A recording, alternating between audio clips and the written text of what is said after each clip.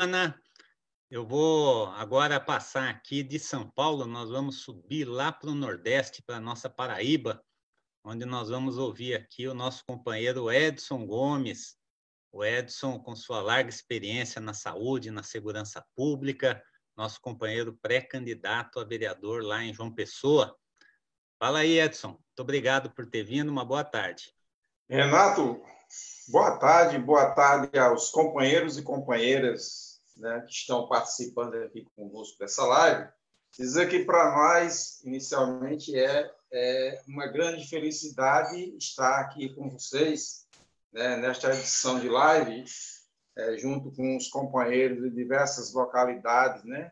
Eu acho que o município é o lugar onde a vida se transforma, né, diversos municípios desse país, e dizer que a gente vai aqui vivenciar um momento rico, né, de troca de experiência, um momento de uma riqueza cultural muito grande, sobretudo porque a gente vai estar pensando a cultura afrodescendente, né, de nosso país.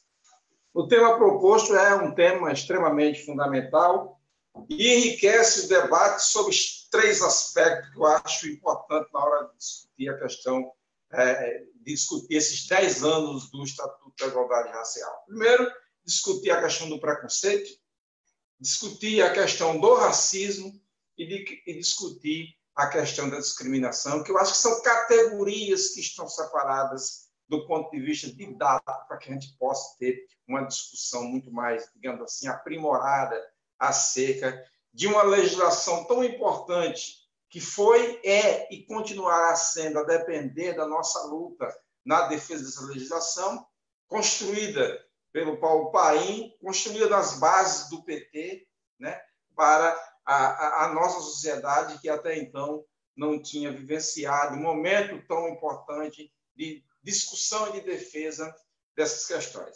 Discutir o racismo porque ele está entranhado na nossa sociedade de forma que é tão difícil a gente lutar contra esse racismo, difícil da gente construir políticas públicas de combate ao racismo, porque a gente encontra diversas resistências. Sobretudo, e é como a companheira que me antecedeu falou, porque a gente vai ter aí nessa luta a questão do simulacro da brancura, né? O Brasil vivenciou, no pós-1888, um processo de branqueamento da sociedade, porque vivenciar a cultura negra, aceitar os negros e negras desse país, que lutaram pela formação desse país nos primeiros 3 séculos e meio, nos primeiros 4 séculos deste país, é algo degradante, porque esse negro representava a força de trabalho, representava a força da escravidão, a mão de obra escrava. E essa sociedade que surgia no século XIX, a partir de 1888, queria se livrar desse estigma da escravidão, né? Embora tenha sido uma sociedade que, por mais de 300 anos, teve toda a sua base fundada na escravidão, no trabalho escravo, ela resolve de uma hora para outra abandonar isso. E quando a gente vai olhar para a legislação, já que nós estamos trabalhando nos 10 anos do Estatuto da Igualdade Racial, você começa a perceber que, do ponto de vista da jurisprudência nacional, a Lei Áurea é uma lei que tem apenas 2 artigos. Quem nunca teve a curiosidade, quem está acompanhando aqui a nossa live, que nunca olhou para a lei, vai lá no Google, pesquisa Lei Áurea e você vai encontrar o primeiro artigo dizendo que fica a lei de todos os negros escravos do país e o segundo artigo dizendo que estão revogadas as disposições em contrário. E põe-se um final na escravidão, como se aquela lei de 1888, a lei redentora, a lei de uma princesa branca, defensora do colonialismo, defensora da escravidão durante todos os tempos, fosse a redenção para todos os problemas da sociedade escravista.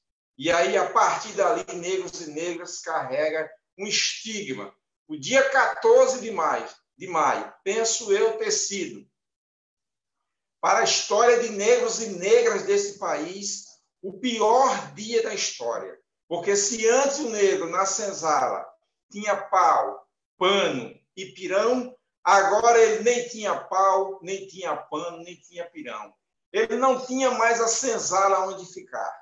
Para ele, abriu-se as porteiras da senzala, mandou-se embora das fazendas, colocando a própria sorte.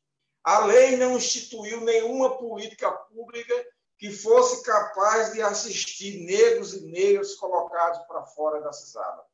Não pensou na moradia, não pensou em educação, não pensou na saúde, e muito menos a gente pode dizer isso categoricamente, com uma 100% de certeza, no mínimo sequer de segurança.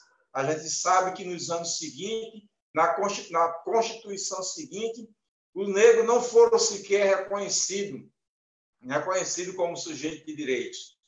Os negros não foram sequer reconhecidos como sujeitos de ter direito à propriedade.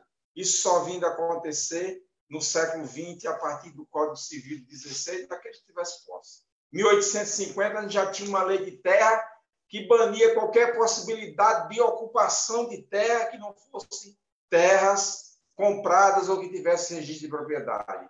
O negro colocado para fora da senzala em 1888 ficou desprovido do registro de propriedade, ficou desprovido da terra para morar, ficou desprovido do lugar para viver, do óculos, né?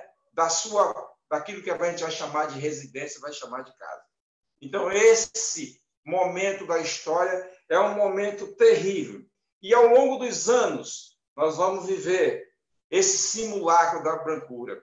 Quem era negro, que tinha uma cor, digamos assim, mais amena, tentando se esconder nas diversas nomenclaturas que deram. Estudos demonstraram que nós chegamos a citar cerca de mais de 60 ou quase 70 cores, né, que nós tínhamos, que nós dizíamos ter. Desde marrom bombom, cor de canela, e por aí vai. Então, é preciso que nós lutemos contra a multiface do racismo, esse racismo estrutural que nos condena à situação absurda nas periferias da cidade, sobretudo a violência. A violência, para mim, é um tema muito caro, porque como policial e como professor da escola de militares, custa muito caro esse tema, porque nós somos de certa forma, pela cultura em que vivemos, obrigados a pensar no genotipo que generaliza homens e mulheres negras da periferia como sendo os marginais. Isso é a cultura que nos tem trazido ao longo dos anos. E, para finalizar, dizer que a gente sabe que 78,5% de negros e negras nesse país, com menos de 29 anos, são assassinados pela violência estatal. E desses 78%, 75% são negros e negras que estão na periferia das cidades. Então, se a gente tiver a oportunidade mais adiante, a gente vai voltar a discutir esse tema para que a gente possa discutir com mais propriedade. E dizer aqui que, para nós, uma das figuras que a gente faz questão de trazer é Ana Nery, que é uma negra do interior da Bahia, que vai servir, e aí, como você trouxe a questão da saúde, que é um tema para mim muito importante, que vai servir na Guerra do Paraguai como técnica de enfermagem e que depois é reconhecida como heroína nacional e escrita no livro dos heróis. Mas, para ela, a situação foi difícil, mulher, viúva, viver na Guerra do Paraguai tratando de doente. E só no século XX é que esse reconhecimento veio. Valeu! Valeu, Edson. Obrigado. Viu a sua retrospectiva muito importante aí sobre os traços escravistas da nossa sociedade.